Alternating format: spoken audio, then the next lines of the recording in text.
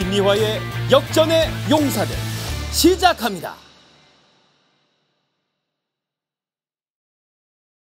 스픽스를 사랑하시는 여러분, 해외 독보 여러분 안녕하십니까? 역전의 용사 김미화 인사드립니다. 반갑습니다. 반갑습니다. 예, 반갑습니다. 예. 박수들 치시고 막 든든한 남성분들이 이렇게 아주 뭐 좌우가 균형이 딱 맞습니다. 저희가 역전의 용사 7시 50분으로 옮겼습니다. 저녁에 하다가 어저께 옮겼는데 여러분 어떠세요? 보기 괜찮으시죠? 편안하시죠? 예, 여러분들이 문자 남겨주시고 하트 뿅뿅 날려주시고 이렇게 성원해 주시는 게 저희에게는 엄청난 힘입니다. 앞으로도 많이 사랑해 주시고요. 저희 잘 하겠습니다. 문자에 좀 그 방송에 관련된 우리가 이 깊이 있는 어떤 평론을 한다 칭찬해 주시고 또 이 문자에 방송하고 관련 없는 그런 내용들 이렇게 올리시는 그런 물을 좀 정화시켜야 되는 여러분들이 알아서 또 정화도 좀 시켜주시고 그래 주시기 바랍니다. 여론을 만들기 위해서 자기에게 우호적으로 만들기 위해서 활동하시는 분들입니다. 예. 그렇구나. 네. 새로운 일자리가 지금 계속 창출되고 있습니다. 그래요. 예. 와, 근데 방송 시작하자마자 동접이 1,300명이 넘는 건 오늘 분위기 되게 좋은데요. 아, 좋습니다. 좋습니다. 예. 자, 그러면 역전의 용사들 오늘 아마 재미있는 얘기들 많이 있습니다. 소개를 드립니다. 생각의 용량이 어마어마하게 크신 분. 저분 저렇게 앉아 계시죠? 예, 김종욱 평론가 나오셨어요. 안녕하십니까? 안녕하세요. 저번 주 목요일부터 대가리를 중심으로 저한테 말씀을 하셨어요. 아니, 생각의 크기라고 제가 용량이라고 말씀드렸어요. 예, 이분도 뭐 만만치 않아요. 예, 지금 뭐 다 용량인지 뭐 실제 사이즈가 큰지도 모르겠는데 하여튼 큰 사람 3명이 나왔는데 오늘 노영희 변호사를 대신해서 대표, 예, 원래 대신 전문가 아닙니까? 예, 뭐 그래서 저를 대타라고 많이 부릅니다. 예, 전계한 대표 반갑습니다. 오늘 열심히 해서 우리 김미화 누님을 보필하겠습니다. 고맙습니다. 기대해 주십시오. 예, 그리고 요새 욕 나올 일이 참 많은데 내가 우리 어저께도 얘기했잖아요. 내가 욕하기는 그렇고 예. 지금 욕을 좀 해줘야지. 예, 알겠습니다. 뭐라고 해드릴까? 김용민 아유, 반갑습니다. 고맙습니다. 예. 어서 오십시오. 감사합니다. 예. 대신 옛날에 너무 일찍 욕을 했잖아. 제가 한 200가지 욕을 하는데 그 변놈으로 한 50개 골라가지고 그런 게 있습니다. 예. 그래서 진짜 시원하게 누군가 진짜 욕 좀 해줬으면 하는 마음이 있는데 하여튼 제가 스픽스 하고 나서 좋은 일이 많이 생긴다는 걸 여러분께 이제 먼저 말씀을 좀 드리고 오늘 화장이 좀 다르지 않습니까, 여러분? 제가 그렇습니까? 오늘 광고를 하나 찍고 왔습니다. 오! 화장이 어제 제가 하는 화장하고는 좀 다른 이 전문가의 손길. 오늘 방송 시작하면서 바로 디스네. 스픽스의 분장은 별로다. 아니 그게 아니고 제가 할 때. 예, 제가 할 때는 뭐 그저 그런데 오늘 이런 상황입니다. 무슨 광고? TV 광고 하신 거예요? TV 광고입니까? 뭐 라디오 조그만 광고입니까? 광고인데 하여튼 광고를 찍었습니다. 이게 되시는 거네요. 우리 저 미완노님이 이제 소시적에 영라면.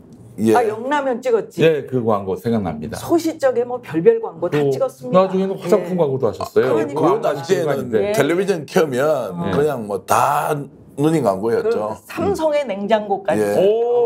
이야, 그렇구나. 그때 날렸어. 이 왕년에 안 날려본 사람 여기 어디가 있습니까? 그때 그 라면 광고에 같이 나오신 분이 누구였죠? 아마 이주일 선배님 아니셨나요? 그러셨구나. 제가 아주 신인 때. 그래서 그러한 기쁜 소식이 있다. 악마만 프라다를 입습니까, 여러분? 우리도 좀 입어봅시다. 하여튼 누님 돈은 많이 받으셨죠? 광고비 많이. 한턱 쏘겠습니다. 캐리가 고맙습니다. 중요합니다. 근데 우리 정계환 대표께서 오늘 우리 목사님하고 뭐 전화 통화를 하신 적 있다고 아까 했고 뭐 오늘 지금 한겨레 신문이 단독 보도한 내용 여러분 아시겠지만 이게 김건희 여사에 대해서 자 청탁금지법 위반 사항이 없다라고 했는데 그러면 조사를 내야 되는데 제일 중요한 이 사건의 최초 발단인 최재익 목사에 대해서 아무런 조사를 하지 않았다는 거예요. 전화 한 통도 하지 않았다는 거예요. 그래놓고 문제없음. 문제없음. 이렇게 그게 이제 단독이라고 하니까. 한겨레 신문 단독 보도 난 뒤에 최재익 목사님한테 전화를 연결해서 이 상황이 어떤지 한번 들어보려고 합니다. 어떻게 된 일인지 궁금하시죠? 자, 그러면 저희가 전화 연결했죠. 자, 전화 연결해 보겠습니다.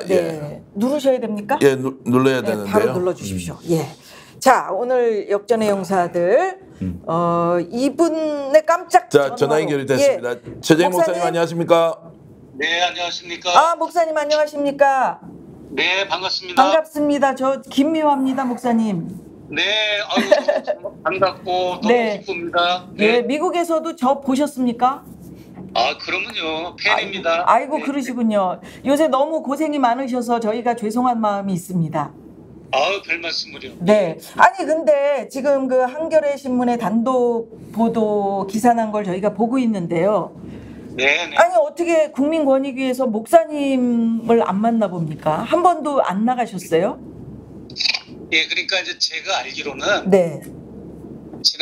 작년에 이 사건이 폭로되고 나서 12월 19일인가요? 제가 정확하게 국민권익위원회의 그 참여연대라는 그 시민단체가 고발을 접수를 했잖아요. 제소라고 그러죠. 고발을 네, 아니고 네. 법적인 기관이 아니니까. 그래서 제소를 하기 위해서 신고를 접수를 했고, 그런데 아무런 반응이 없어서 네. 다시 한번 올해 3월인가 올 봄에 또 한번 재촉구를 하는 그런 또 접수를 또다시 했어요. 그래도 반응이 없고 그러다가 이제 국회에서 야당 의원들이 국민권익위원회 위원장을 앉혀놓고 그걸 추궁을 하니까 그 위원장이 우리는 조사를 할 수 있는 위치에 있지 않다라고 궤변을 늘어놓은 거를 내가 기억을 하는데요. 저는 손꼽아 기다렸어요, 사실은. 뭔가 이제 그러게요. 서면 조사나 대면 조사가 있을 걸로. 그런데 지금까지 6개월 동안 단 한 번도 연락, 이제 문자나 메신저나 이메일이나 전화나 인편이나 어떤 소환의 표시 같은 것도 전혀 없었습니다. 아니, 그러고서 네. 그걸 결론을 낸 거라서 너무 저는 황당하고. 황당하시겠네요. 네. 아니 그동안 권익위가 그 조사한 거 보면 뭐 문화방송도 그렇고 뭐 KBS 조사도 그렇고 뭐 며칠간 뭐 조사를 하고 또 뭐 현장 조사 뭐 사흘간 하고 뭐 이런 기사들을 저희가 봤는데 예. 한 번도 접촉이 없었단 말씀이신 거죠? 네. 단 한 건의 연락도 없었습니다. 예. 그러면 이게 윤 대통령 내외도 조사가 없었다는 얘기인 거잖아요. 근데 이게 이제 정확한 팩트가 어떻게 되냐면요. 네. 참여연대가 이제 그 윤석열 대통령 부부와 저를 한꺼번에 이제 제소를 한 거예요. 저도 한꺼번에 그러니까요. 묶인 거죠. 나는 네. 이제 제공자니까 제가 미호사라기보다도 그랬는데 뭐 저도 조사 안 하고 대통령 부부도 조사를 안 하고 그냥 어떤 기준에 의해서 이런 결론을 냈을지 몰라도 너무 황당하죠. 이 사건의 가장 중요한 증언자고 이런 여기서는 이제 피고로 제가 들어가 있는데 피청구인인 피고인 제가 조사를 안 받고 어떻게 이게 파악이 되겠습니까? 국민권익위원회 누가 이걸 조사를 했는지 몰라도 전혀 저를 부르거나 뭘 문의한 적이 없습니다. 네. 그러면은 그 우리 목사님은 이 사건의 당사자인데 어제 권익위가 김 여사 사건에 대해서 위반 사항 없다 이렇게 종결 처리한 거 이거는 어떻게 보세요? 어떻게 받아들이셨어요? 그거는 이제 일단은 이제 의무적으로 제가 말씀을 먼저 드리자면 네. 이제 앞으로 국회 특검에 빌미와 어떤 정당성을 부여한 계기가 되지 않을까 오히려 이것이 예 그렇게 저는 생각을 하고 저는 샤넬 화장품 세트 그리고 디올백 그리고 그 중간에 4가지 선물이 또 양주 뭐 민속주, 전기 스탠드, 책 8권 이런 게 또 들어갔지 않습니까? 네. 그런 것을 제가 전달할 때는 각각의 의미가 있었죠. 저는 검찰에 그렇게 진술을 했고요. 그러니까는 김건희 여사를 만나기 위한 티켓팅이었고 또 김건희 여사와의 관계를 유지하기 위한 하나의 수단이었고 그리고 청탁의 의미였다라고 분명히 의미를 부여했습니다. 저는 그럼에도 불구하고 이거를 뭐 검찰은 권익위원회의 결론을 보고 알아서 겨라 이런 뜻 아닌가 싶어요. 아니 지금 그 목사님이 저는 언론을 통해서 목사님께서 청탁의 의미가 아니었다라고 이야기하셨다라는 그런 기사가 있었거든요. 근데 지금은 분명하게 청탁의 의미였다라고 이야기를 하시네요. 아, 그게 아니고요. 네. 선물이 이제 여러 가지 선물이 들어갔지 않습니까? 네. 여러 가지 선물이 들어갔는데 선물에 각 선물마다 의미가 달라요. 그래서 제가 청탁이 아니었다고 한 거는 맨 먼저 전달한 저기 화장품 세트, 샤넬 화장품 세트를 전달한 거는 이거는 순수하게 접견을 또 허락해서 내가 들어간 자리니까 제가 선물을 순수하게 한 거고, 그 앞전에 이제 대통령 취임식과 저녁 때 취임식 만찬 이 두 가지를 초청해 준 거에 대한 고마움의 뜻으로 순수하게 저는 이렇게 제가 줬던 건 맞아요.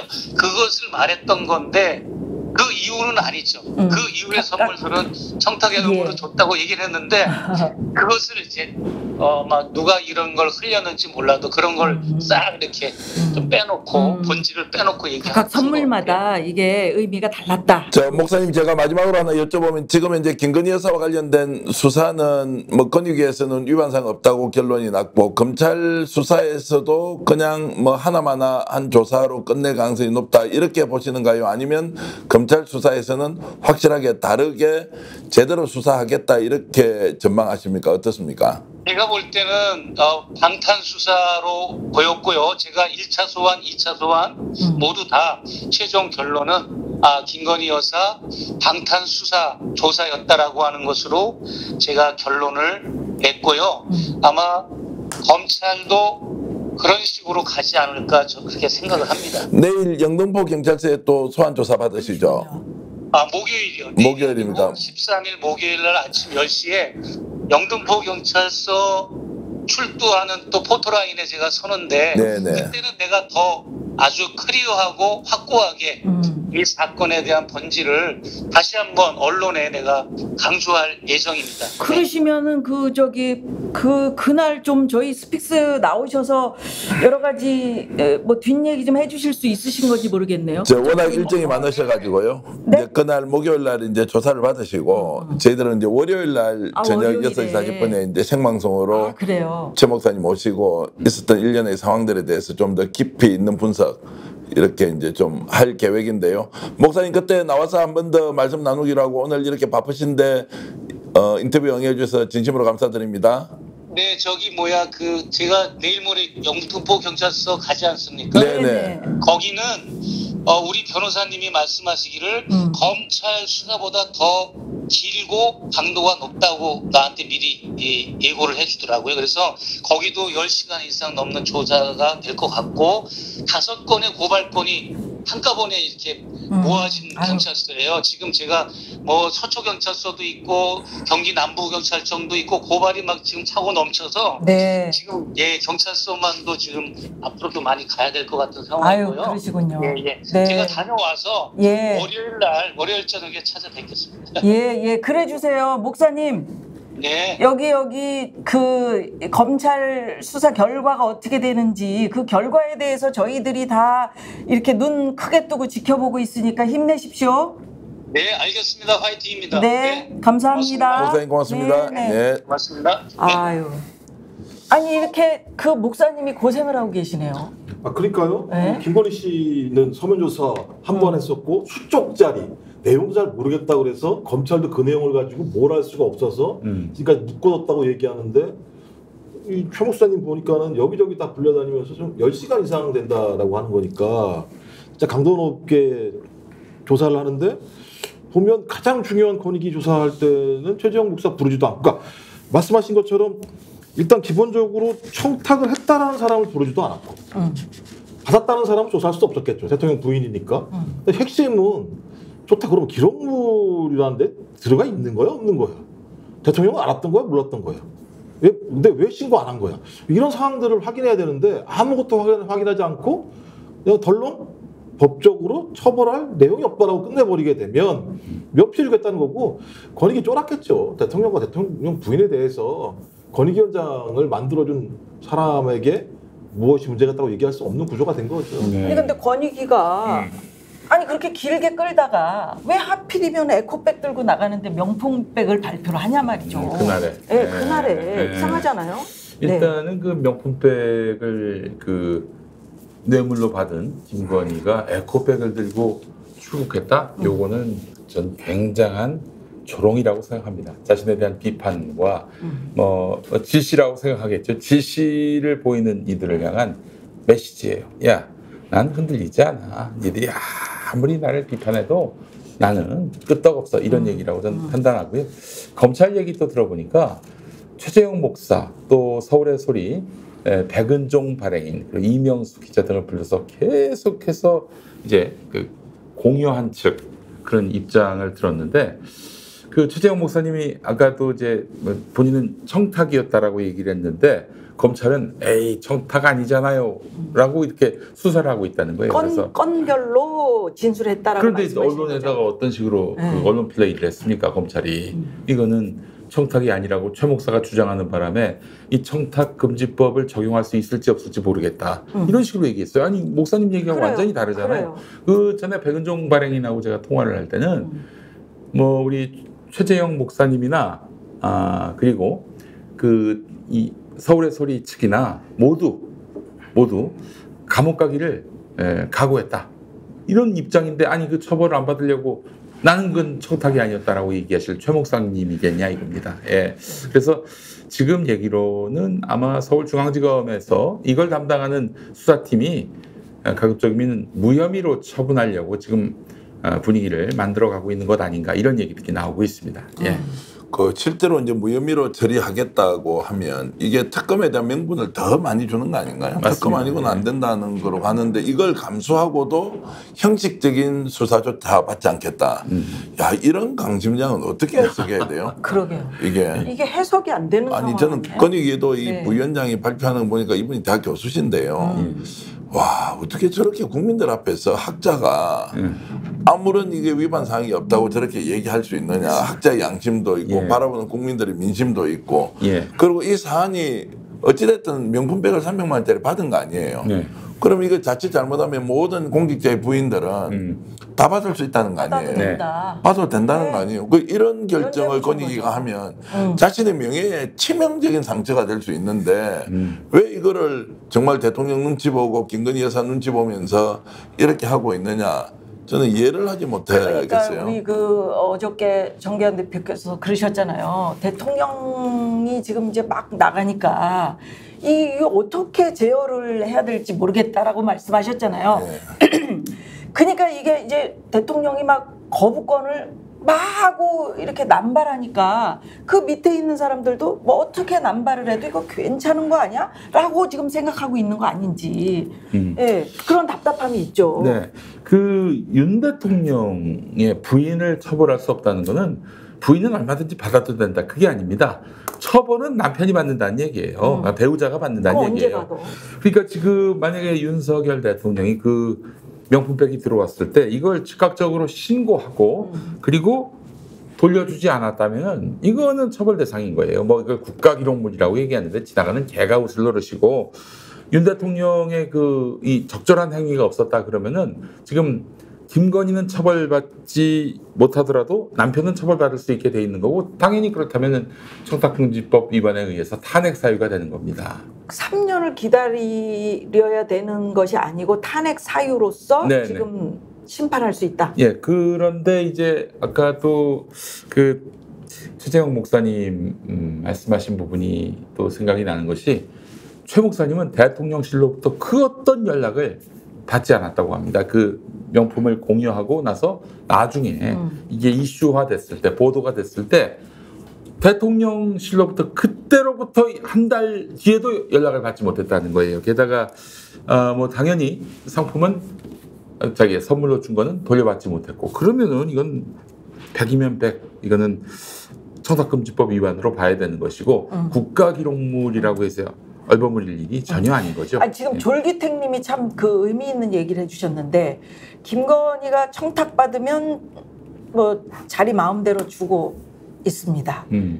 뇌물 받은 사람은 룰루랄라 해외 출국, 뇌물 준 목사님은 출국 금지. 이것도 참 문제네. 그잖아요? 출국 금지가 출국 정지가 돼 있는 상태인데. 왜냐하면 외국인이기 때문에 미국인이에요. 지금 최 목사님이. 예. 시민권. 예. 그래서 어떻게? 출국 정지. 출국 정지구나. 출국 정지. 출국 금지가 아니라. 예. 출국 금지가 아니고 출국 정지랍니다. 예, 내국인이라서 네. 내국인이 아니라서. 예. 야, 그러니까 이런 상태에서 요즘 이제 막 대통령실이나 주변에서 저게 최고의 가장 큰 위기의 상황에 몰려 있기 때문에 저런 행동을 하는 것이냐, 아니면 진짜 우리 김 목사 말씀대로 전혀 국민들을 의식하지 않고 오히려 거꾸로 야 너희들 내 하는 거 봐, 나 당당해, 문제 없어, 저 너희들 할 때면 한번 해봐, 이제 이런 식으로 하면서 모든 국가기관을 다 장악하는 이런 이제 수단으로 쓰고 있는 것인지 도무지 진짜 갈피를 잡지 못하겠습니다. 어제 대통령 출국하는 시간도 1시간 정도 늦어졌다고. 예. 그건 진짜 어떻게 됐어요? 기자들이 뭐 썼던가요? 아니 기사를 뭐 안 쓰기도 안 썼고, 그래서 해외 나가 있는 쪽으로 이제 다 기자들이 있으니까 어떻게 혹시 언론사로 들어온 소식이 있는지 없는지 이렇게 알아보니까요, 그 소식은 일체 없다는 거예요. 그러니까 보통 이야기하는 뒷담화도 없다는 거예요. 그러니까 그 말은 묻지도 않고 아무도 답하지도 않고 그런 정도로 완벽하게 통제를 하고 있다. 이런 이제 상황을 어떻게 이해해야 되느냐. 민심도 아랑곳하지 않고 지지율이 20%가 벽이 무너졌다 이렇게 하는데도 우리는 그냥 갈 테야, 이제 이렇게 하고 있는 상황을 매일 목격하고 있다. 네. 이런 말씀드리겠습니다. 오늘 제가 전현희 의원 민주당 원래 그 국민권익위원장 했었잖아요. 그래요. 윤석열 정권 그 임기까지 고생했지. 끝에. 자기의 어떤 그런 임기를 다 채웠어요. 전현희 의원 얘기로는 법사위원 됐잖아요. 이번에 그 김건희 특검법, 기올백 특검 때, 김건희 종합특검 때 국민권익위원회가 왜 이런 결정을 내렸는지도 수사 대상으로 넣는다고 합니다. 예. 그런 것도 무서워하지 않는 거야 지금. 그러니까 참 이런 강심장들을 처음 봤어요.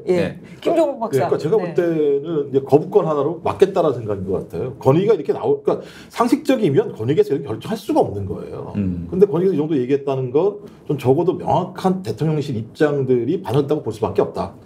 건의가 이렇게 얘기하면 많은 국민들이 건의의 존재 가치를 인정하지 않을 수밖에 없는 건데, 그렇게 했다는 건 그것보다 더 강한 힘이 있다라고 인정할 수밖에 없는 거고, 검사도 제가 볼 때는 더 나올 게 없을 것 같아요. 왜냐하면 검찰에서 6월 5일 날 이 문제에 가서 논란이 하는 얘기가 뭐냐면, 김 여사 관련 조사 방식, 시기 등에 대해 현재까지 정해진 것이 없다. 6월 5일 날도 그래요. 5월 3일 날 검찰총장이 신속하고 철저하게 밝히겠다고 얘기를 했는데, 6월 5일 날에도 아무런 문제가 아무런 얘기가 없으니까 그걸 물어보는데 검찰이 결정된 게 아무것도 없다 하는 얘기는 수사 일정에 따라 필요한 수사를 진행한 뒤 증거와 법리에 따라 결론을 내릴 것이다. 이 얘기를 했기 때문에 제가 볼 땐 그냥 우리 이렇게 퉁치고 갈 거야. 그러니까 검찰총장만 지금 난리치고 있어. 우리 아래는 그렇게 안 할 거라고 하는 입장들을 명확히 한 것 같고, 전 그렇다면은 앞으로 이 상황과 관련해서는 이렇게 권익이든 검찰이든 그냥 넘어가고, 만약에 국회에서 통과시켜 나오면 대통령이 거부권 행사하고, 그다음에 108 번뇌들 꽉 눌러서 제2투표 문제와 관련해서도 문제없게 만들어서 해서 이렇게 나가겠다라고 하는 생각이고요. 결론적으로 반대로는 이게 밝혀지게 되면 아까 말씀하신 탄핵 사유예요. 헌법과 법률을 위반하게 되면 탄핵 사유이기 때문에 자기들로서도 목숨을 걸고 싸우는 거죠. 어찌 보면. 권익위는 반부패 총괄 기구다. 요것만 좀 말씀을 드리고 싶습니다. 반부패. 총괄 기구. 그게 권익이야. 지금 드러난 것, 그들도 부인하지 않는 사실만으로도 탄핵 사유가 돼요. 존재를 부정하고 계시는 거잖아요. 그죠? 부정하고 있어요. 그래서 저는 국회가 하루라도 빨리 이 문제를 어떤 식으로든 조사도 하고 특검 추진하고 이렇게 하는데, 정말로 지금 좀 더 속도를 높여서 강력하게 대응을 좀 해야 된다는 생각이 들고요. 그 국회에 대해서 지금 기대를 많이 하고 있는데, 저는 이제 시민사회도 뭔가 이런 부분에 대해서 지금 오늘도 참여연대가 권익위 앞에서 이제 지금 집회를 하고 이렇게 했거든요. 주장도 하고 이제 요구도 하고 왜 이러느냐. 단 한 사람도 나와서 그게 반응하지 않았대요. 아무도 나와서 거기에 반응을 하지 않고 이제 일방적으로 외치는 소리를 그냥 뭐 메아리를 치는 것처럼 이렇게 이제 듣고 흘리는 상황들을 어떤 식으로든 누군가는 강력하게 나서서 좀 다투고 싸워야 하는데, 이 지혜를 어떻게 이제 만들어 가는지가 정말로 지금 신의 한 수, 묘수가 필요한 시점이다, 이런 생각을 합니다. 제가 일요일에 유철한 위원장, 그 양반이 기독교 대한감리회 상동교회 장로예요. 네. 거기 갈까? 가지고 말씀 좀 하시라고. 네.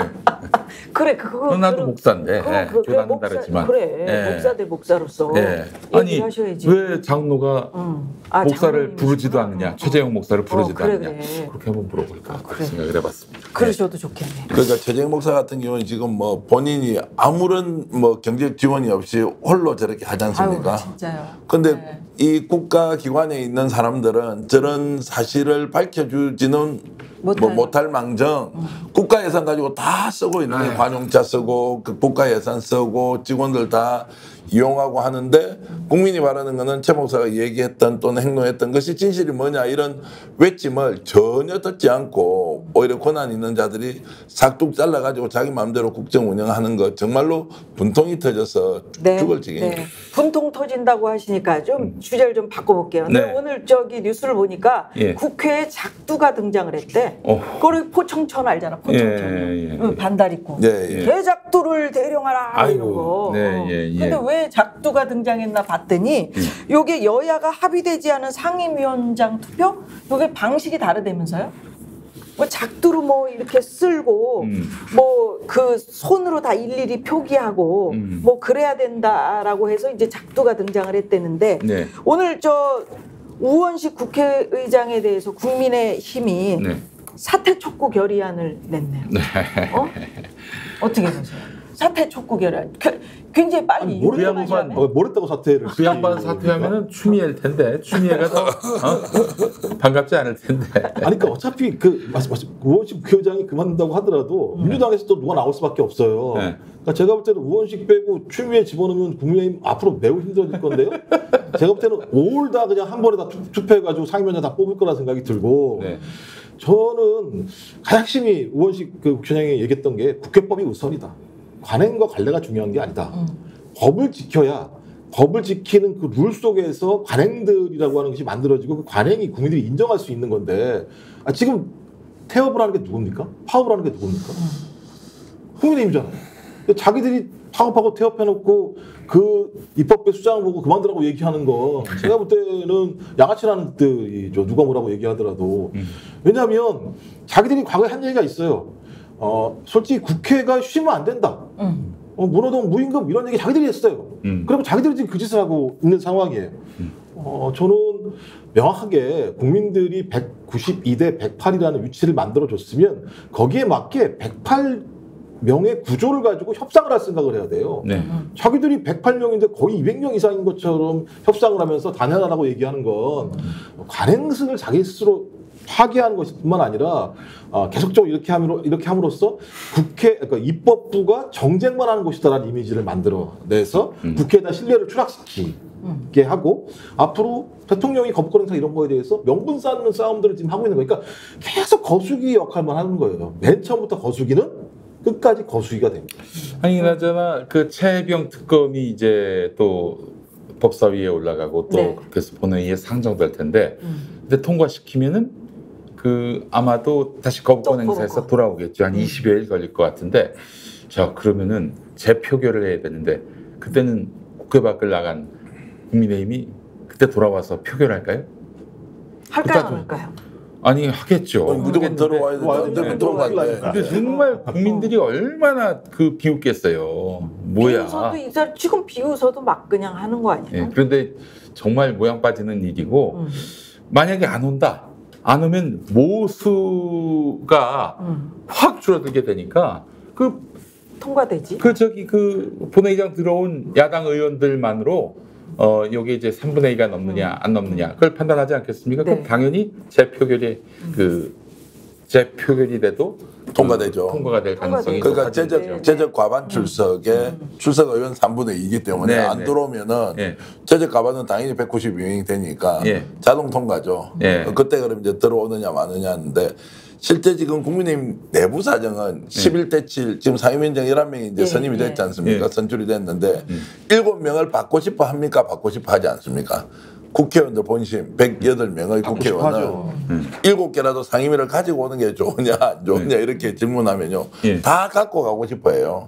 근데 근데 이제 용산 눈치 보니까 당론으로 지금 당론으로 그래서 지금 이 사람들이 7개도 정말 안 바뀌었으니 너희들 상임위원장 선임하라 이 말은 안 해요. 그러면 그러니까 결국 용산에서 결정해주면 7개라도 받을 거고 용산이 결정 안 해주면 안 받겠다는 건데 그러면 안 받겠다 그러면 18개 전부를 빨리 선임해서 가버려야 되는 상황인데 제가 늘 말씀드리지만 국회는 더욱더 속도를 내서 국회법에 따라서 움직여라 이런 말씀하고 싶고요. 지금 이제 이 싸움판을 보면 어떻습니까?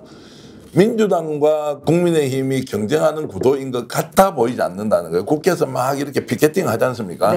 어떻게 보여요? 이게 국민의힘이 실제로 굉장히 이렇게 민주당과 막 충돌하면서 크게 싸우는 것 같으냐 아니면 형식적으로 이것만 피켓팅을 하는 것 같으냐 저는 후자 쪽이에요. 뉴스에는 막 삐진 모습들 많이 나오던데. 그러니까 우리가 이제 늘 이렇게 겉으로 보는 것과 본심이 다 다르고 그 본질이 뭔지를 파악하는 것이 우리가 할 일인데 결국에는 용산의 지시에 따라서 움직이는 듯한 모습을 보이니까 국민들로 하여금 국민의힘이 제대로 뭔가 자신들의 주장과 또 요구를 관철시킨다 이런 느낌이 안 드는 거예요.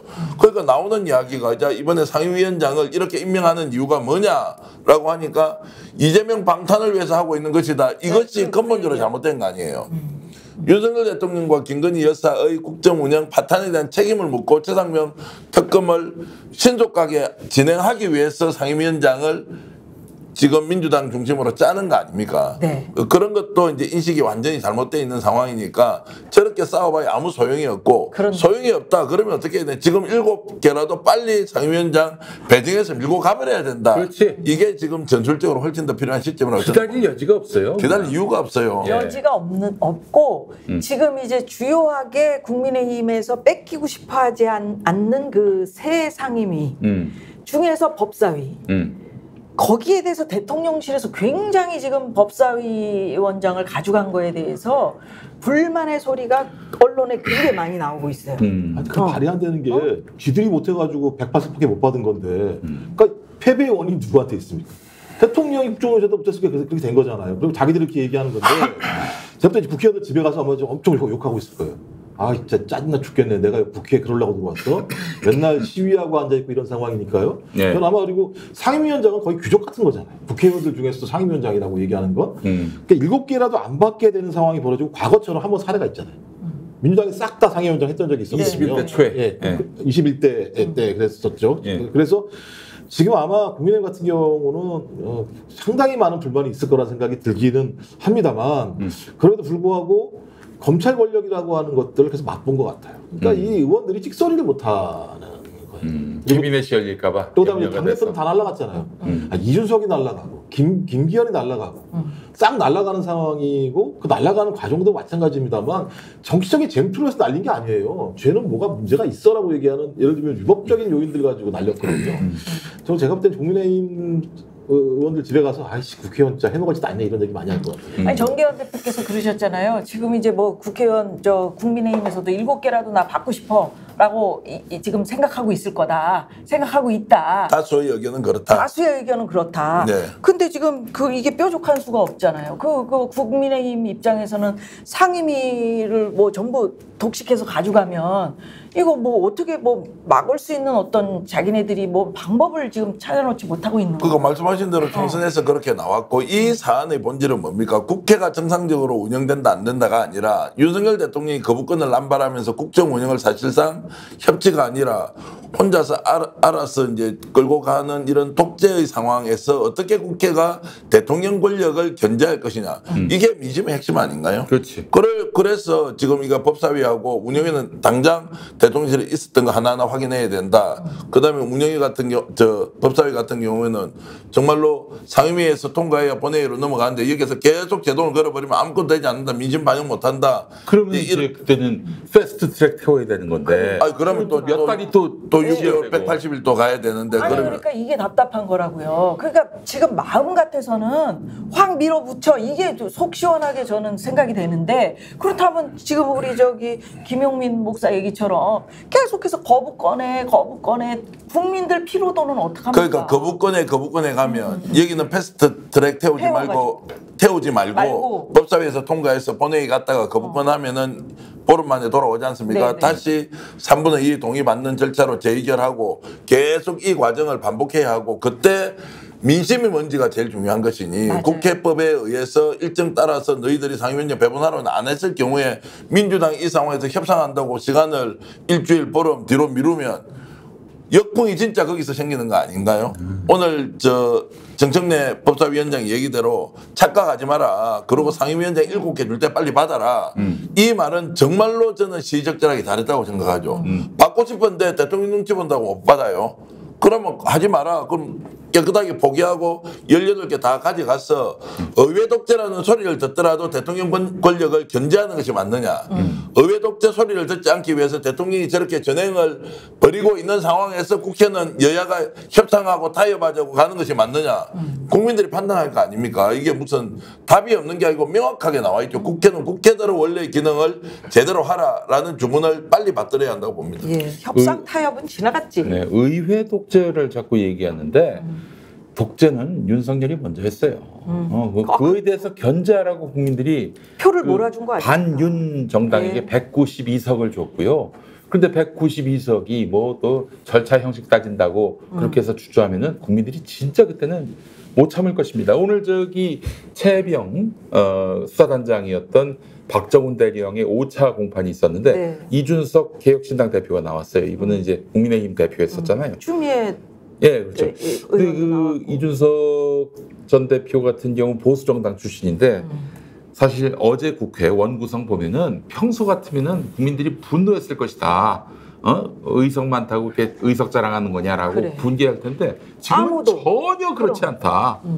그 국민의힘이 그런 말할 자격이 없다라고 얘기하는데 이게 바로 민심을 정확하게 표현한 거라고 생각합니다. 오히려 빨리 좀 그 의원들이 예. 추진력을 가지고 밀고 나가라 이게 목소리가 더 크고 네. 크고 그렇잖아요. 법사위원장 네. 얘기가 나와서 그런데 법사위원장을 민주당이 가져간 것은 참으로 다행스럽고 바람직한 일인 이유가 또 뭐가 있냐면은 이제 얼마 전에 이제 검사 탄핵안이 결국에는 또 뭐 나가리란 표현 기각됐죠. 먼저 이렇게 입 밖으로 나오는데 거봐 욕잘해서 나가리는 욕이 아닙니다. 나가리 일본 말이 아니라 나가리가 됐는데 그거 말고도 전에 이상민 행정안전부 장관에 대한 탄핵도 만장일치로 부결이 됐단 말이죠. 예.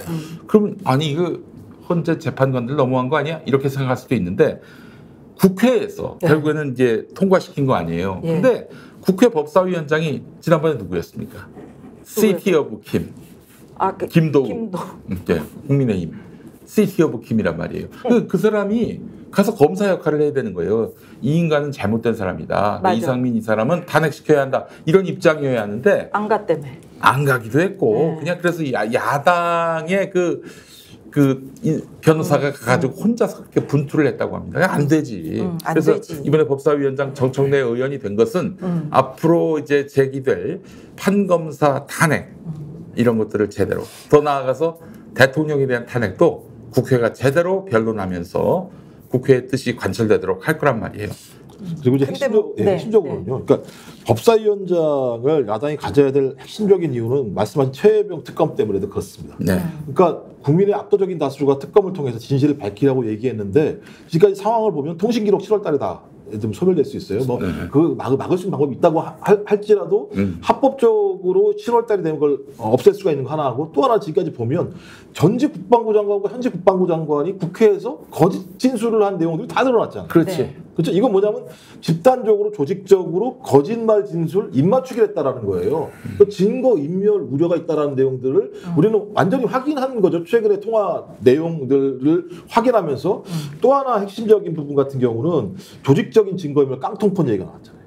이 모든 사항들 같은 경우는 소위 법사위에서 시간을 끌면 끌수록 증거 인멸이 명확하게 될 수 있다. 증거인멸이 명확하게 되면 최혜병 특검 문제가 물 건너갈 수도 있는 측면이 분명히 있기 때문에 국민들이 압도적으로 요구하고 있는 최혜병 사건의 본질을 소위 정확하게 확인하기 위해서라도 법사위원장은 여당이 아닌 야당이 추진함으로써 빠른 시일 내에 특검법을 통과시켜 내야 된다. 이거 제가 볼 때 국민들한테 얘기하면 당연히 그렇게 하라고 말씀하시겠죠, 국민들이야. 네, 네. 제가 좀 걱정을 많이 하는 건 지금 민주당 내에서 지금 막 국회에서 지금 혼란이 있고 특히 국민들은 이렇습니다. 보통 국민들이 이게 상임위원장이 어떻게 배분되는지 누가 상임위원장인지 아닌지에 대해서 자세하게 내용을 모르지 않습니까? 그럼요. 그런 상황에서 이것 때문에 혹시라도 뭐 역풍이 불어서 민주당이 오히려 의회 독재를 하는 거 많은가 뭐 이런 고민 아직 안 나와서 천만다행스러운데요. 이거 지금 쳐다보지 말고 쭉 밀고 나갔어요. 빨리빨리 끝내야 한다. 이 말씀은 제가 진짜 10번이고 100번이고 강조하고 싶고요. 더 이상 기다릴 수 없어요. 못한 일이 한두 가지가 아니 오늘 권익위 한번 보십시오. 대통령 출국하고 나서 김건희 여사와 관련된 이런저런 이야기 나오는 거 다 합쳐서 보면 이게 말이 되냐고요. 나라가 엉망진창이 아니고 국가기관이 존립 이유가 없을 정도로 편파적이고 정말로 부당한 방식으로 결론을 내고 하는 거를 어떻게 그러면 다시 국회만은 여야가 협상을 해가지고 상임위원장을 합리적으로 배분해라. 합리고 비합리가 어디 있습니까? 의석수가 그렇게 차이 나면 그냥 11대 8로 가는 거지. 그럼요. 11대 7로 가는 건데 그거를 다시 우리가 원하는 대로 어떻게 하라 저떻게 하라 이렇게 하면서 계속 공전되니까 오히려 독주는 더 가속되고 국민들이 원하는 방향대로 진실을 밝히는 거는 더 늦어지고 있는 이 상황을 어떻게 국민들로 하여금 계속 보고 있어라 라고 말을 하느냐 이 말씀입니다. 거기에 대해서 브레이크를 밟고 싶어하는 쪽에서는 좀 아까 얘기하신 뭐 이재명 방탄을 위해서 그러는 거 아니냐 뭐 이런 얘기들 하면서 지금 이 검찰이 이재명 대표를 조만간 소환한다는 거 아닙니까? 그렇죠. 내일인가? 소환하겠죠, 당연히. 네. 가만 있어봐. 내일은 아니고 이제 재판은 재판대로 진행이 되고 지금 이제 이화영과 뭐 관련된 것은 이제 기소 의견을 가지고 해야 되는데 수사도 돼야 되고 이 절차가 남아 있는데요. 그것도 쉽지 않을 거예요. 지금 이제 나와 있는 내용도 오늘도 제가 점심 때 뭐 그 이제 과거 정권에 참여했던 분 말씀 들으니까 이화영 이제 부지사가 이재명 대표와 연결됐던 그 과정은 바깥에서 다 알고 있고 이것을 보고를 받는다거나 공모를 했다는 거는 상상을 할 수 없는 일이다 이게. 그런데 이걸 몰고 가는데 보수 언론이 나서서 자, 야, 뭐 유죄니까 너도 유죄 아니냐 뭐 이런 식으로 몰고 가는 건 말도 안 된다. 이걸 이제 무리하게 검찰이 밀어붙이면 이제 전쟁이 일어나는 거죠. 이게 전쟁이라는 상황이 협상하고 타협하고 이런 것이 아니라 이제 사실상 당신들은 함께 공존하면서 정치할 수 없다. 이제 이런 정도의 상황이 되면 이제 뭐 요즘 이야기하는 게 밀란 같은 게 일어날 수 있다 이런 이야기잖아요. 근데 한동훈 전 비대위원장 요새 뭐 언론에 자주 하나씩 툭툭 던지면서 자주 등장하잖아요. 네. 근데 요 헌법 제84조 이거를 들고 나와서 또 뭐 논란을 쓱 일으키고 있는 것 같은 느낌? 그러니까 뭐예요?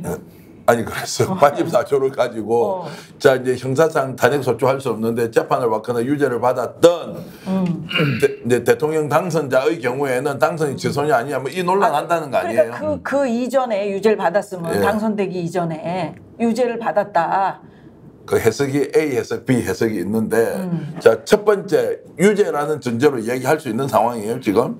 이재명 당대표가 유죄를 받은 것도 아닌데 두 번째 유죄를 받았다고 하더라도 해석이 두 가지로 갈리는데 이것을 당신 대통령 자격이 없다 이런 것은 결국에는 유죄를 받지도 않았는데 이재명은 대통령이 할 자격이 없다는 거를 사실상 맡아도고 하는 거 아니에요. 그 여기에서 속을 이유가 전혀 없다.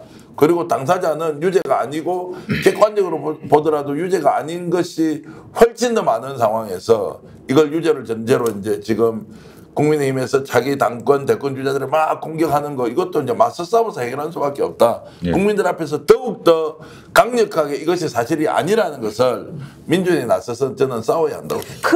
그래서 말씀드리고 싶은 건데 그 중앙에서 난 기사를 보니까 피고인 당선인이라는 표현을 쓴단 말이죠. 네네네. 그래 피고인이라는 게 우리 전 대표께서 얘기하신 것처럼 그 고소 당한 사람은 누구나 다 피고인 아니에요? 네. 그게 무죄 추정이면 그 고소당한 사람은 피의자고 기소가 돼서 재판에 넘겨진 사람을 피고라고 하죠. 피의자는 범죄 혐의가 있는 사람을 피의자라고 하고 이제 재판 과정에서 피고 뭐 이제 이렇게 근데 이재명 대표가 지금 현재 피고인 상황인 거죠? 지금 4건 정도는 아니 10건으로 조사를 받고 4개 재판을 지금 받고 있는 상황이에요. 그런 표현을 표현을 쓰는 것이 이것이 이 사람이 죄 있다라는 어떤 단정하에서 그런 표현을 쓰는 거 아니냐라는 헌법상 무죄 추정 원칙 얘기까지 할 필요는 없겠지만은 지금 4개 재판은 진행 중이고요. 아직 어떤 결론도 나오지 않았습니다. 그러니까. 그리고 물론 이제 판사가 어떻게 판결하느냐를 봐야 되겠지만은 지금 쌍방울 대북 송금건은 1심 판사가 그 이화영 부지사와 이재명 당시 지사 사이에 공모가 있었다라고 판단하지 않았어요. 네. 그러니까 공모가 있었는지 없었는지는 검찰이 열심히 수사해서 밝혀내야 하는 건데. 근데 뭐 그 판결이 300쪽이나 된다. 근데 이화영 전 부지사나 네. 이재명 전 지사나 이 사안에 대해서는 아주 강력하게 부인하고 있습니다. 지금 만약에 진짜 뭐 이화영 사이에 공모가 있었다면은 작년 9월에 기억하시죠? 이재명 대표가 이제 구속영장 실질 심사 받았을 때 그때도 이 건으로 구속해야 한다라고 했거든요. 근데 뭐 당시 검찰이 뭐 모든 증거를 다 내놓았겠죠. 근데 그때 증거가 없다. 다툼의 여지가 있다라고 기각을 했던 건데 핵심적으로 단순해요. 제가 볼 때 재판부가 그랬잖아요. 대북 송금은 맞다. 이재명 당대표의 방북을 위한. 그래놓고 근데 이재명 당대표 경기도지사가 관련되는지에 대해서는 나는 판단하지 않았다는 얘기는 증거가 없다는 얘기예요. 재판부가 바보입니까? 자기들이 분명히 대북 송금이라고 얘기했고 방북 대가라고 얘기를 해놓고 이재명 경기도지사랑 아무 관계가 없다라고 자기가 얘기를 한다는 건 증거가 없다는 거예요. 증거가 없으니까 판결을 할 수가 없다고 본 거기 때문에 그럼 이제 말씀하신 것처럼 검찰이 그것도 연락 뒤지겠죠. 또 제가 볼 때는. 근데 지금까지 뒤져서 안 나온 게 나오겠습니까? 방법은 하나였죠. 이화영 전 부지사의 진술을 번복시켰어. 그 진술을 가지고 이 사건을 있는 걸로 만들려고 했는데 잘 가다가 잘 갔죠. 맨 처음에는 막 뭐 협박도 하고 거의 유사하게 이렇게 했다가 본인 스스로가 전혀 그런 적이 없다라고 마지막에 이화영 부지사가 진술을 다시 명확하게 했기 때문에 저는 뭐 이렇게 수사했는데 증거가 안 돼 또 나온다? 그 사실은 이제 사람이 구속되면요 6개월 동안 판결이 안 나면 6개월 후에는 반드시 내보내야 합니다. 아 그래요? 네, 그런데 지금 1년 8개월 동안 구속 상태에서 이제 1심 결과가 나왔는데 그러니까 6개월 다 되면은 또 다른 건으로 또 기소하고 그렇게 해서 또 구속 연장하고. 원래 불구속이 원칙이잖아. 그럼요, 불구속이 원칙인데 1년 8개월 동안 이렇게 가둬놨다고요. 그러면 이화영 지사가 아니라 누구라도 내가 검찰에 협조해야 하나 이런 생각을 할 거란 말이에요. 거기서 벌써 진술을 조작할 그런 여지가 틈타는 건데. 자, 어쨌든 이화영 전 부지사는 이 공모 관계를 부정했고 뭐 당연히 이재명 대표도 그런 일이 없다라고 얘기를 하고 있는 상황이고요. 이런 마당에 검찰이 어떻게 이걸 사건으로 만들 수 있을지. 근데 아무것도 밝혀낸 것도 증거도 없는데 기소부터 하겠다는 거 아니겠습니까?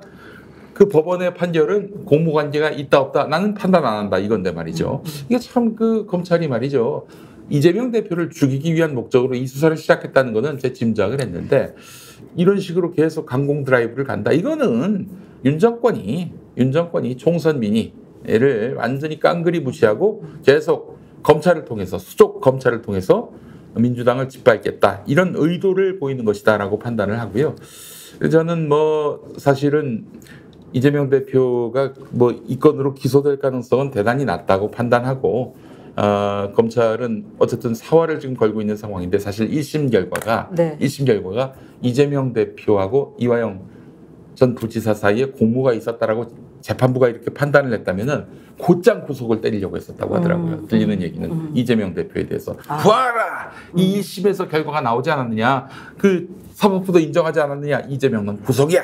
이렇게 가려고 그랬는데 와 그것만 또 절묘하게 빼놓고 공모관계 나는 판단 안 하겠다 이렇게 나온 거예요. 아니 그러니까 지금 계속해서 비판이 이제 그 계속 커지고 확산되고 막 이런 거를 원하고 있는 사람들이 있잖아요. 네. 그러니까 그게 제가 아까 한동훈 전 비대위원장 얘기도 했지만 요런 비판이 있을 때 여기다 불을 하나 딱 땡겨. 그럼 사나이 가슴에 불을 당긴다.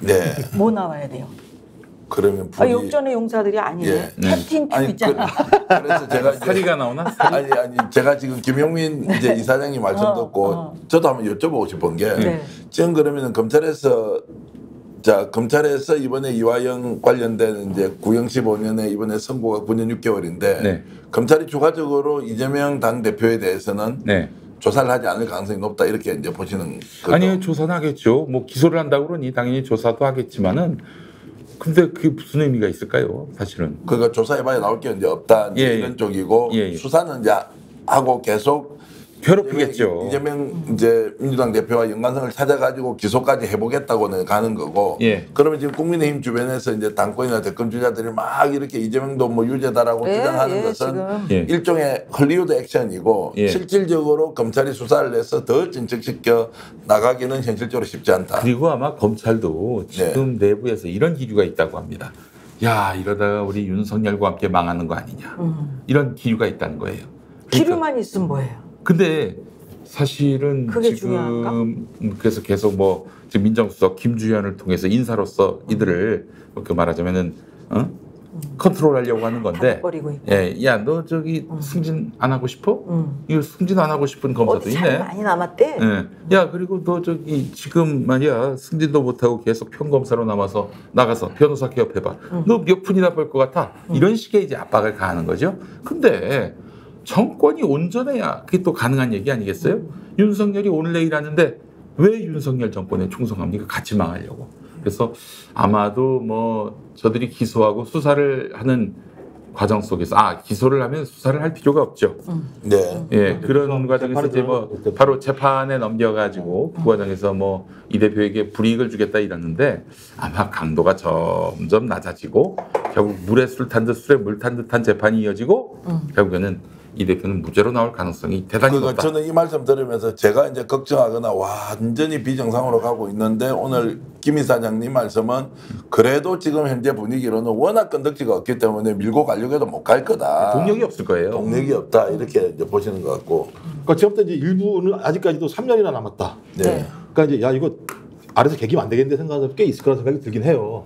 근데 문제는 이제 여론의 변동이라고 하는 것이 급격하게 발생하지는 않고 지금 않고 있는 상황인데 잘 주시해야 될 게요. 석유가 나온다고 했는데도 여론은 꿈쩍을 안 해요.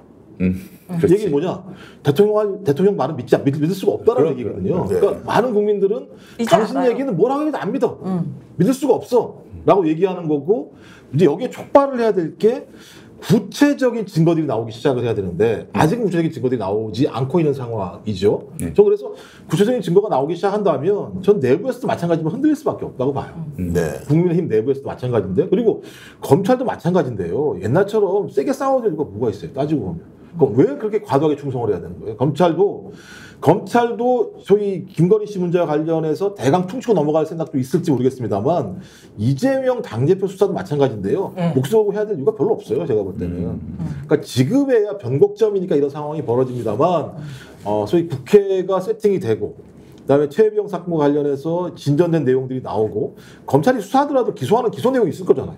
기소 내용 봤는데 별게 없다고 판단이 드는 상황이 됐을 때 저는 새로운 또 국면이 올 거라 생각이 들어서 저는 뭐 제가 볼 때 시간은 우리 쪽에 있다고 생각이 들긴 합니다만 아직까지 많은 국민들이 봤을 때 속도가 느리니까 답답해 하시긴 하겠죠. 근데 방법은 없습니다. 시간이 무르익어야 어떤 탄핵의 여론들도 만들어지는 거여서 금방 움직이시지 않더라고요 국민들이. 그래서 뭐 그것들은 좀 시간이 좀 아니 제가 왜 자꾸 아까부터 한동훈 전 위원장 얘기를 하냐면 지금 그런 데다가 자꾸 불을 붙이고 싶어하는 그 이야기를 자기 페이스북에 쓰거나 아니면 행동으로 보여주거나 이런 게 있단 말이죠. 자기 범죄로 재판받던 형사 피고인이 대통령이 된 경우 그 형사 재판이 중단되는가? 이런 거를 제목으로 해서 이제 글을 쫙 쓴 거야. 너무 저기 김치국을 많이 마시고 있는데 유죄 추정 원칙에서 빨리 헤어나오기를 강력하게 한동훈에게 요청하는 바입니다. 그러니까 불을 붙이고 싶어하는 거야. 그러니까 불이 잘 안 붙는 건 맞고요. 그런데 이제 이렇게 불을 붙이는 이유가 뭐겠나? 본인이 지금 이제 당권으로 지금 도전하는 게 거의 결정됐지 않습니까? 본인한테 걸린 문제가 하나 있죠. 한동훈 특검법 지금 이제 조국 대표가 지금 이제 국회에 발의를 했지 않습니까? 자, 이거 지금 어떻게 될 것 같습니까? 민주당이 동의해서 일단 통과했어요. 자, 그럼 대통령이 거부권 행사합니까? 안 합니까? 저는 하고 그게 국회로 돌아왔을 때 국민의힘 의원 한 10명한테 야, 이거 저 가표 찍어, 가표. 그래. 그렇게 해서 통과가 되는 그런 흐름으로 갈 거라고 제가 예측합니다. 아, 예. 그 예측 맞았으면 좋겠네요. 아니, 실제로 그런 기류가 있대요. 용산 대통령실에. 예. 그런 가정을 하면 지금 한동훈 비대위원장, 전 비대위원장 얼마나 지금 열심히 본인의 존재감을 드러내야 돼요. 예. 아니 그렇다면 똑같은 거 아니에요. 만약에 그래서 자기도 이렇게 기소를 당해. 그럼 똑같은 입장 아닙니까? 지금? 그러니까 아니 그 본인이 한번 특검 통해 한번 당해보라고 본인이 남 수사할 때는 없는 것도 만들어가지고 먼지 털듯이 털어가지고 건덕지 한 개 가지고 이걸 바위 덩어리로 만들어서 너 범죄자라고 하고 있잖아요. 진짜 한동훈이 양심에 손을 얹고 생각했을 때 이재명이 정말로 대구 성공 관련돼서 공모했다 이렇게 생각할까요? 그리고 다른 수없이 많은 사건들 이것도 본질적으로 보면 아니 어떤 사람을 자치단체장 한 사람을 이렇게 털어가지고 끝까지 범죄자로 만들어야 되겠다고 작심하고 수사하고 기소하고 그리고 유죄를 만들어내겠다는 게 뻔히 보이지 않습니까? 그래서 이 사람에 대한 지지도가 더 높아지고 있는데요. 그게 보이지 않습니까? 네. 실제로 이재명 당대표가 그런 범죄 사실을 갖고 있다고 국민들이 감각적으로 인지하잖아요. 이렇게 이재명을 막아야 된다. 아니면 대통령이 잘못됐다. 검찰이 잘못됐다. 국힘이 잘못됐다. 이렇게 할 수가 없잖아요. 그런 걸 보면 무리수를 두어서 결국에는 그것이 부메랑이 되어서 자기들 목을 다칠 거다. 한동훈도 예외가 아니에요. 지금 당해보라고요. 아니 어찌됐건 뭐 이런 그 여러 가지 논란들이 좀 빨리 좀 종식이 됐으면 좋겠는데 그게 그렇게 그 길게 끌어질 일이네. 지금 그죠? 검사 출신의 한 변호사한테 물어봤는데 이렇게 쉽게 설명을 하더라고요. 지금 검찰 내에서 실력도 있고 진정성도 있는 그런 좋은 검사도 있습니다. 그들을 A급이라고 하면은 네. B급은 이제 한동훈, 이원석, 그 송경호 이런 사람들이고 C급은 C도 있어? 한동훈, 이원석, 송경호 다 아웃됐잖아요. 더 이상 친윤 검사가 아니잖아요. 근데 지금 그 자리를 채우고 있는 자들이 C급이란 거예요. C급이 올라오면은 뭘 해도 삐걱거립니다. 뭘 해도 헛발질을. 다 이제 없어졌어. 예. 뭐 아니 검찰에 이제 A들은 남아 있죠. 주변에 안 두는 거야. 예, 예. 그런 관계이기 때문에 결국에는 그 사고를 크게 칠 수밖에 없다. 이거는 거의 그 윤석열의 어떤 그런 청부 수사라고 볼 수밖에 없거든요. 청부 또 공소유지. 그렇기 때문에 이거는 뭐 힘을 받기 어렵고 아마 결국에는 이 재판 결과도 뭐 그들이 기대했던 바와는 정반대의 결과가 나올 가능성이 높다. 예. 아니 빨리 결론이 좀 났으면 좋겠어요. 저는. 아니 이게 진짜로. 저는 이제 어대안이라고 그러잖아요. 어차피 대표는 한동훈이라는데 그게 됐으면 좋겠어요. 정치를 전혀 모르는 것 같아요. 그러니까 제가 볼 때 거의 법리 논쟁이나 검찰 논리로만 제기를 하고 있는 건데 네. 적어도 이 논리대로라면 이재명 당대표가 대통령이 될 가능성이 높다라고 하는 걸 전제로 하는 건데요. 네. 그렇지 않겠습니까? 네. 저는 그 이전에 사법리스크 다 끝날 거예요. 그 이전에 사법리스크가 끝나지 않았는데 이재명 당대표가 대통령이 된다? 그건 말이 안 되는 논리니까 정치적 논리, 그러니까 민심의 논리, 여론의 논리로 접근하는 게 아니니까 이런 식의 발상을 하는 거예요. 그리고 말씀하신 것처럼 예를 들면 이런 리스크를 아는 사람이 당선자가 될 수 있겠습니까? 상식적으로? 저는 이게 불가능한 논리인데 한동훈이 계속 법무부 장관 때부터 그 이전부터지만 계속 이 논리로 자기의 정치적 자산을 쌓아왔거든요. 그러니까 예를 들면 이재명 공격하고 전 정부 공격하는 방식을 통해서 자기 정당성을 쌓아온 건데 제가 볼 때는 이러니까 자기가 108년밖에 못 이긴 거고요. 이런 상황이 된 거기 때문에 저는 빨리 어대안이 돼서 정치를 좀 말아먹었으면 좋겠어요. 그 지난 총선 때 말이죠. 한동훈이 비대위원장 하면서 이런 프레임을 짰죠. 자기는 심판자, 저쪽은 범죄자. 근데 그래서 개 망했잖아요. 이런 소리가 나오는 개 망했잖아요. 그런데 아직도 그 프레임을 갖고 자기가 대표가 되겠다. 앞으로 이렇게 야당과 대결 전선을 이렇게 세우겠다. 이건 진짜 자행위로 볼 수밖에 없습니다. 네. 실제로 우리가 선수들끼리 보면 그 이제 그라운드에서 뛰고 있는 이제 그 출전 선수들의 이렇게 실력을 평가하지 않습니까? 한동훈 비대위원장이 실제로 지금 이재명 당대표하고 비교하면 체급이 같은 체급이 됩니까? 예. 실제로 정치 현장에 와서 국민들 앞에서 정치를 했을 때 이미 안 된다는 게 지난 총선 때 드러났고 이번에 당대표까지 되어서 이제 하는 걸 한번 보시라고요. 지방선거 참패할 게 번데기 번짜고요. 그리고 다음 대선에 본인이 대선 후보가 되어서 맞붙어서 이길 수 있다. 어림도 없는 이야기입니다. 뭐 지방선거에서 지면은 뭐 말 다 한 거죠. 뭐. 그래서 체급 차이가 너무 많이 나고 그리고 쌓았던 경험, 지식 이 총량으로 보더라도 정치판에서는 한동훈 비대위원장이 보수 정치 세력을 대표해서 자기가 대선 후보가 되고 대통령이 된다 이런 일 오지 않습니다. 그리고 윤석열 대통령이 보여준 게 워낙 이렇게 적나라하게 드러났어요. 검사 출신들은 더더욱 될 리도 없고요.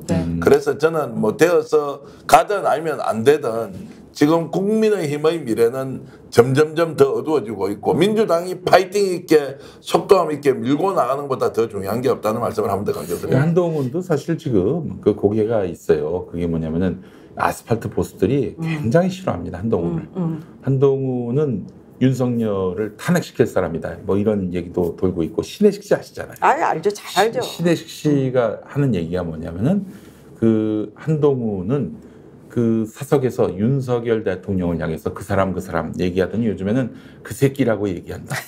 저 전광훈 목사 그 집회 가서 그렇게 마이크 잡고 한 얘기예요. 그러더니 이런 인간은 그 국민의힘 대표 시키면 안 된다라고 나오고 있기 때문에 그것도 아주 굉장히 재밌을 것 같아요. 아유 그래요. 예, 우리 그 저기 전규환 대표는 그 제가 스픽스 대표님이시라서 참 예. 그 유머가 많으시다고 생각을 했는데 유머가 너무 없죠. 번데기 번자가 뭡니까? 번데기 그 옛날 아재 개그야. 제가 수준이 그 수준인데 아니, 요즘 재밌었어요. 정치판 보면 진짜 웃을 일이 잘 없어서 에이, 어떻게 그래요. 시청자 예, 여러분들을 예. 즐겁게 해드릴까 예. 고민은 아니, 하는데 우리 최방수님이 역전의 용사들이 있어서 저녁이 즐겁다. 은지암님도 지켜보겠습니다. 이렇게. 아이고 예. 버거헌터님은 예. 김엄마 화이팅 해주셨고요. 아이, 감사합니다. 그리고 예. 죽어야 산다님은 동네 이장도 못 해본 동훈이가 무슨 정치적 체급이 있겠나라고 주셨고요. 아. 그리고 간장 먹은 오뎅님, 예, 이장님 힘내세요. 고맙습니다. 예. 그리고 빨로미님도 스픽스가 100만 넘어가면 탄핵이다 이렇게 해주셨는데 하늘꽃님은 넘겨주십시오. 번데기번 예 이렇게 번데기번. 했는데 네. 지금 지난주에 우리 김여쌤 오시고 나서 구독자 수가 쫙 또 늘어가지고요. 와우. 91만 명을 넘어섰습니다. 아이고. 우리 고맙습니다. 김미아 선생님께 박수. 아유, 감사합니다. 김미아 선생님 예, 덕분입니다. 100만 갑시다. 100만 네. 가요. 예. 그러면 저의 관전 포인트는요. 예. 김건희가 한동훈을 내버려 둘까? 그래. 저는 이게 관전 포인트예요. 어떤 것 같아요? 지켜봅시다. 내버려둔다 안 내버려둔다. 왜냐하면 마리 앙뚜아네트 이런 얘기를 해댄 부분과 관련해서 저 자식이랑 같이 예를 들면 하늘 아래에서 국민의힘과 같은 살림을 차려서 내가 행복할 수 있을까? 내가 행복하지 않은 정권을 내가 뭐하러 제가 운영을 하지? 이런 생각이 있을 것 같아서 저는 아마 주목을 그러니까 어대한이라고 얘기합니다만 네. 어대한을 인정하지 않을 수 있는 유일한 사람은 두 명이죠. 윤, 김 이 커플이기 때문에 저는 앞으로도 마찬가지입니다만 윤이 이렇게 한이 나대면 나댈수록 김 입장에서는 이걸 내버려두기 어려운 상황으로 갈 거예요. 그것도 지켜볼 바네요. 그러니까 한을 예, 지지하는 당원들이든 아니면은 국민들이든 여론조사상에 나오는 것도 결국 윤석열 대통령과 생각이 전혀 다르다는 거 아니에요. 이것도 이제 하나로 뭉쳐서 한 길로 가고 있지 못하다는 반증이니 좀 마지막에 오늘 두 분 말씀 들으면서 제가 좀 힘을 좀 내겠습니다. 예, 힘내십시오. 힘내세요. 저보다는 김여사님 열심히 싸워주세요. 힘내십시오. 예. 그 심지어 어저께 제가 소개를 못 드렸는데 혁명의 물 브랜드 엑스위치에서 예. 2만 원을 쏘셨는데 이게 그런 거예요? 2만 원이라는 게 그런 건가? 슈퍼챗을 쏘신 건데. 책 그거 올리는 건가? 예, 슈퍼챗 그거 너무 감사합니다. 예, 예, 예. 여기 좀 이거 저기 물은 여기 캔 생수라네. 엑스위치 많이 사랑해 주십시오. 예, 여러분들에게 말씀드리면서 엑스위치가 아마 우리가 한 번씩 광고도 나가고 하는 맞아요. 저희 맞습니다. 광고해 주시는 분이에요. 엑스위치. 예, 엑스위치 사랑해 인터넷 주시고요. 검색해 보시고 사랑해 주시고 예, 고맙겠습니다. 저희는 또 세 분 수고하셨고요. 네. 내일 7시 50분에 뵙겠습니다. 고맙습니다, 여러분. 자, 역전에 그러면 용사들. 자, 예. 역전에 용사들.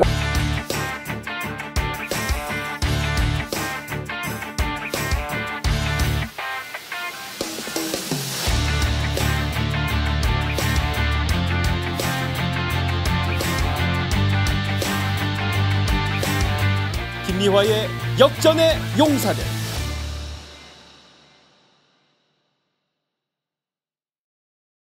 스픽스는 말하는 언론입니다. 대세는 유튜브, 그중에서 스픽스.